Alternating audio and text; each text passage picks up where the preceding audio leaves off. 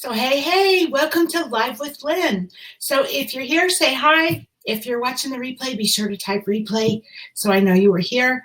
I'm Lynn Huber, and I want to thank you for being here today. So, we've been talking about boundaries and how having boundaries in place can help you achieve more happiness and personal satisfaction. If you don't set boundaries, you're likely to be constantly at the mercies of others. And that means you allow others to tell you how to think or act or feel. It also means that you tend to spend your time and energy doing what everyone else wants you to do rather than what you want to do. So in the long term, this can lead to frustration, depression, because you're going to feel unfulfilled, you're going to feel lost. And this is not good, right?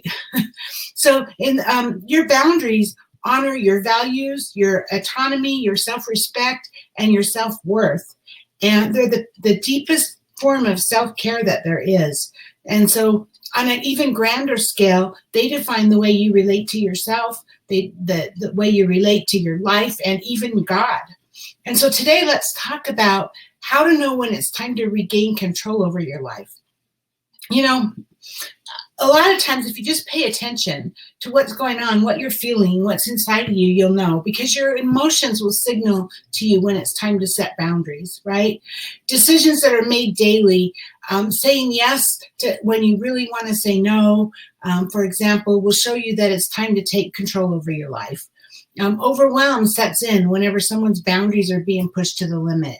Maybe your boss or a coworker takes advantage of you because they know that your personality, that you won't, that you'll do whatever they ask, right? And so they're overloading you with tasks that aren't your responsibility because they know that you won't push back. Or maybe you're feeling overwhelmed by being forced to attend a family event when you could have an overload of work or a lot on your plate with your kids or your husband or whatever else is going on in your life. In fact, anytime that one more item gets stacked onto your to-do list that you wish you could say no to, that's probably a pretty good idea that it's time to set boundaries and reclaim control over your time.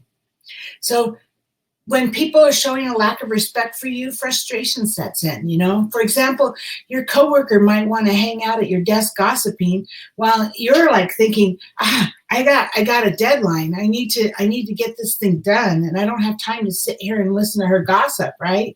Or you might be feeling let down when your family member expects you to work and take care of all their needs, but they're not contributing anything to help you out. And so if that frustration is building, maybe that's time to set boundaries. If a sense of dread is another telltale sign that boundaries are long overdue. So if you find yourself cringing whenever a family member or a friend calls, if you see the caller ID and you see the name on it and that makes you cringe because you know that it's going to be something that you don't want to deal with, then that's probably a pretty good sign that you've got a boundary problem with that person, right? Even dreading the next day at work because you know that you're going to be dealing with people and situations that aren't fair to you is a signal that maybe you need to look at your boundaries and take control of your life, or maybe this is one that many of us find, but maybe you find decision making a challenge. When you don't have healthy boundaries, you end up spending so much of your time and your life doing what everybody else wants that you lose that sense of self. That means you often don't know what it is that you really want or don't want, and then when you're faced with a decision, you blank. I bet you've never thought of that. But it's true. It's if we're not used to making decisions about ourselves, we're so busy worrying about others. When it comes time to make that decision about ourselves, we don't know what we want to do. We don't know what sounds good. Another signal is anger. If you're feeling anger, that's a signal that you need to set boundaries, because anger, it usually builds up over time. It's not something usually that just happens one time and you get mad and that's it. But it's when you're disrespected over and over again, that's when your emotions start to boil over and it can turn into an argument, right? When you have proper boundaries in place, you won't have to get to that place where our anger and resentment are dominating your day. Instead, you'll see a problem, you'll nip it in the bud, and there went the explosion. See, no explosion because you've dealt with it. So, sorry. One of the biggest things about not having boundaries, and something we all fall into at times, is we find ourselves taking responsibility for other people's thoughts and feelings and actions. We seem to think that we can somehow make other people like us by doing what they want, or that we can somehow save ourselves from the judgment of others, right? We think if we do these things, then they won't judge us harshly. Well, the truth is, other people's thoughts and feelings and actions are about them. They are in charge of their thoughts and feelings and actions. Our thoughts and feelings and actions are about us. We don't have any control over what they're thinking or feeling at all. The only thing we can do is control our own thoughts and feelings and actions. And if we don't set boundaries because we're afraid that what they're going to think about us, then we're fighting a losing battle. We're not going to win that one, because we can't spend our whole lives worrying about what's going to make them happy and do what they want. Because if you're doing that, if you find yourself doing that, you've got a boundary problem and you need to work on setting boundaries.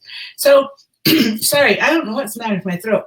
Anyway, so setting boundaries is not a moral judgment. We're not passing judgment on anybody. It's about being human. It's actually about taking care of yourself. In fact, setting boundaries is probably the deepest act of self-care that you can do for yourself. And if you're putting your own needs on the back burner for most of your life, these may be the only way that you know how to get your needs met, But by taking and understanding and taking responsibility for your own needs, then your boundaries are going to be crossed much less often.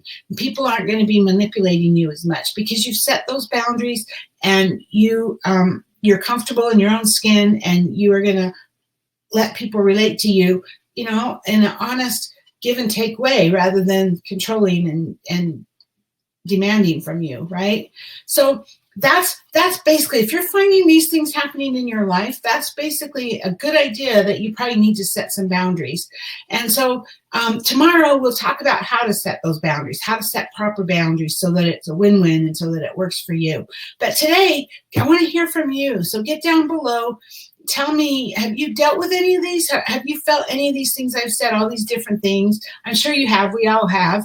And have you had, what have you done to handle it? Have you dealt with it?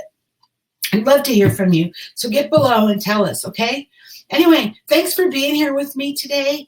I hope you got something good out of it. And I will see you tomorrow. Have a great day.